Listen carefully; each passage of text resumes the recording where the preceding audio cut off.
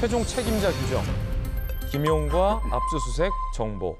검찰은 이재명 대표를 의혹의 최종 책임자로 규정했습니다. 어제 이재명 대표 4,895억 배임 등 5개 혐의로 기소했어요. 수사 기록 500건 이상, 공소장 169쪽. 검찰 관계자, 이 대표 사업 전반을 보고받고 승인한 걸 넘어 직접 설계 실행하도록 한 최종 책임자다라고 이야기를 했습니다. 대장동 의혹과 관련해서 이재명 대표가 대선 후보 시절에 이렇게 얘기했었죠. 들어보시죠. 대장동 개발은 지금도 제가 자랑하는 성남시장 시절의 최대 치적입니다. 사실 이 설계는 제가 한 겁니다. 유동규 사장이 이제 실무자로 당시에 도시주택공사 이 담당 임원이었죠. 이렇게 설계해라. 1,000억 원을 좀 더 받아라. 제가 시켰는데 내가 설계했고 나의 가장 잘한 사업이다라는 발언이 논란이 되자 나중에 이재명 대표 측 누군가는 대장동 사업을 설계했고 부정부패는 저쪽이 한 거다라고 추가 설명을 하기도 했습니다. 검찰이 결국 기소했어요. 박성배 변호사님, 네. 최종 책임자, 이 의미가 뭡니까? 단순히 보고를 받고 승인을 하는 수준을 넘어서서 사업 구조를 직접 설계하고 최종적으로 결재한 주체라는 취지입니다. 즉 대장동 사건에서 관련자들이 비행위를 저지르는 과정에서 이를 묵인하고 방조한 수준을 넘어서서 사업 전체를 구성해 대장동 일당에게 막대한 이익을 몰아주고 정작 성남시 성남도시개발공사에서는 손해를 가하였다는 취지, 그 최종 정점에 이재명 대표가 있다는 검찰의 시각이 그대로 반영되어 있습니다. 앞으로 법정에서 상당히 치열한 다툼이 이어질 것 같습니다. 이제는 검찰의 시간이 아니라 법원의 시간이라는 이재명 대표의 워딩이 있었는데 그 자체는 맞는 말입니다. 법원 단계에서는 수사 기록을 열람 복사해 볼 수 있고 언론 보도를 통해 그동안 흘러나왔던 각종 관련자들의 진술 내용, 구체적으로 어느 시점에 어떠한 취지로 진술했는지를 정확하게 파악한 뒤 적극적인 반박이 이어질 것 같습니다. 그에 비해서 추가 근거 서류도 피고인 측이 적극적으로 제출할 것 같은데 이 사건에서는 검찰도 가만히 있지 않을 것 같습니다. 나름대로 그동안 공개하지 않은 추가 근거를 제시할 가능성도 있고 이재명 대표가 공소사실을 부인함에 따라서 각종 관련자들이 증인으로 출석하게 될 텐데 법정에 직접 나와서 말로 진술을 할 때 다가오는 국민들에게 미치는 영향은 상당히 큽니다. 아마 검찰도 이 사건 공소 유지를 위해 진력을 다할 것으로 보이고 이재명 대표도 사력을 다해서 싸울 것으로 보여서 이 재판은 오랜 시간이 걸리겠지만 양측이 전력을 다해 집중할 사건으로 남게 될 것 같습니다. 그럼 김수영 교수님, 428억을 약정했다. 저수지 얘기, 그 의혹은 그럼 검찰이 언제 기소합니까? 지금 다음 달에 추가 기소를 할 예정이라는 보도가 나오고 있습니다. 지금 민주당에서는 어쨌든 제일 중요하다고 말해지는 이 428억을 약정받아서 결국은 이재명 대표에게 이 돈이 가게 되어 있었다라는 부분이 이제 기소 사실에 빠져 있어서 공소장에 빠져 있어서 거봐라 결국 중요한 부분은 빠지지 않았냐라고 반격을 하고 있지만 제가 볼 때는 검찰이 이 부분만큼은 정말 정교하게 사건을 재구성해서 완벽하게 여러 가지 증거들을 맞춰본 다음에 정말 자신이 있을 때 기소하려고 마지막에 남겨둔 게 아닌가 싶어요. 그러니까 지금 이재명 대표가 여러 가지로 지금 이 사건을 설계했었다라는 여러 가지 그 앞선 말들이 있었잖아요. 네. 내가 설계했다. 그리고 이건 단군 이래 최대의 치적이다라고 얘기할 만큼 그래서 이제 약간 희대의 희한한 이야기들, 설계는 이재명이 했고 몸통은 윤석열이고 돈은 유동규가 가져가는 이 이상한 사건들이 벌어졌던 거 아닙니까? 사실 이 대장동 사업이 민관 공동 개발로 됐잖아요. 이것에 대해서 이재명 대표 측은 뭐라고 주장을 하냐면 민간이 그냥 다 가져갈 수도 있는 거를 민관 합동으로 해서 내가 그나마 돈을 가져올 수 있었다, 환수할 수 있었다고 주장하지만 이 민간 합동 개발이 왜 이루어졌느냐?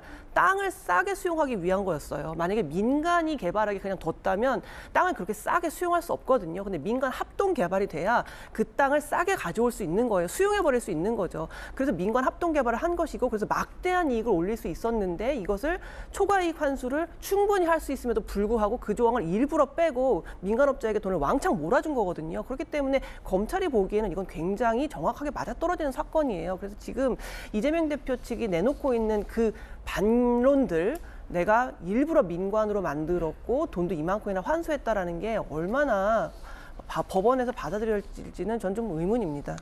이재명 대표는 본인을 기소한 검찰에 대해서 뭐라고 얘기했을까요? 들어보시죠. 저에 대한 기소는 이미 전에도 수차례 말씀드렸던 것처럼 답정 기소입니다.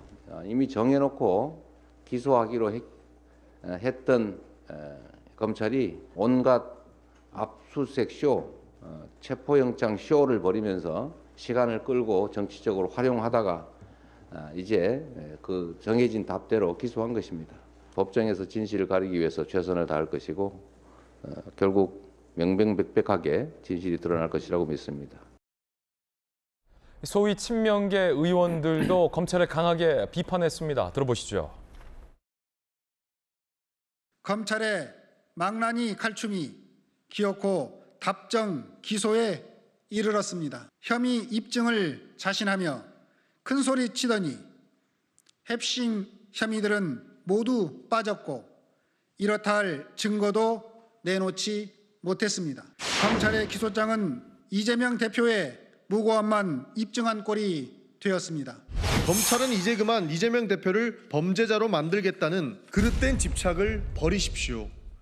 양치기 소년의 거짓말도 3번이면 아무도 믿지 않습니다. 집착을 버리지 못한 채 또다시 야당 대표를 범죄자로 낙인 찍으려 한다면 그 책임은 온전히 검찰이 지게 될 것입니다. 공통된 단어는 답정 기소. 어차피 답은 정해놓고 기소하기로 해놨다는 겁니다.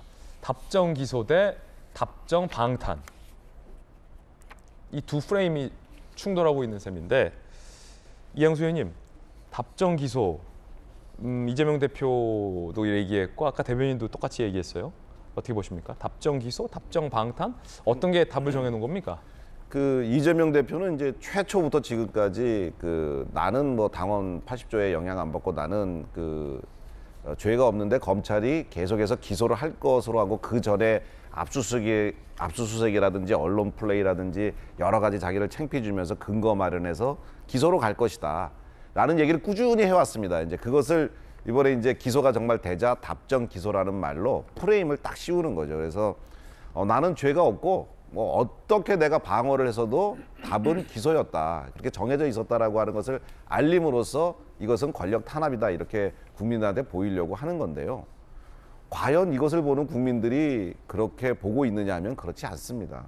왜냐하면 지금 이재명 대표께서 정치를 하면서 생겨났던 여러 가지 일들 때문에 지금 기소를 된 것이 아니고 지방자치단체장, 성남시장을 할 때 본인이 했던 토착 세력들과 유착해가지고 일어난 그 경제 비리, 부패 비리 이런 것에 대한 수사기 때문에 이거는 그 국민들께서 심지어 뭐 권력을 어떤 탄압하는 그런 것이라 할지라도 이 사실관계에 대해서는 국민들이 아주 면밀히 눈여겨 보실 거거든요.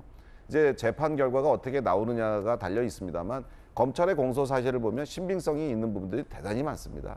그거는 뭐 다 서류에 남아 있고 근거가 있는 것이라서 어떻게 뭐 부정할래야 부정할 수도 없는 것들이기 때문에 이재명 대표의 이 답정 기소라는 말이 재판 과정을 통해서 정말 산산이 부서지게 되면 그때 입 다물고 있었던 지금 이재명 후보와 괴를 같이 하면서 같이 답정 기소라고 외쳤던 이 민주당 의원님들도 민주당이 상산이 부서지는 것을 보게 될 것 같습니다. 예, 이양수 의원님 의견 전해드리고 있습니다.